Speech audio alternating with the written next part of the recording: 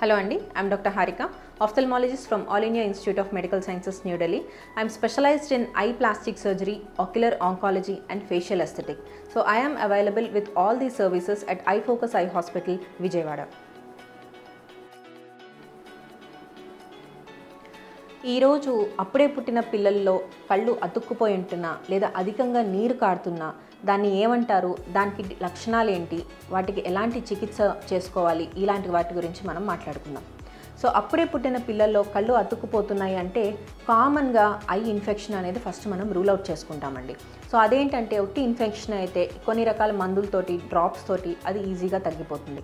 అలా కాకుండా కొంతమందికి కంటి నుంచి ముక్కులోకి వెళ్ళే ద్వారంలో ఏదన్నా బ్లాక్ ఉంటే, ఒక సన్నటి పొర లాంటిది ఏదైనా అడ్డు ఉంటే నీరు లోపలికి ట్రావెల్ అవ్వకుండా బయటికి తన్నేస్తూ ఉంటుంది. అదే క్రమంలో ఇన్ఫెక్షన్ లాంటివి కూడా మనం చూస్తూ ఉంటాం. సో ఈ సమస్యకి మనం పేరెంట్స్కి మసాజ్ అనేది ముందు మనం ఎక్స్ప్లెయిన్ చేస్తాం.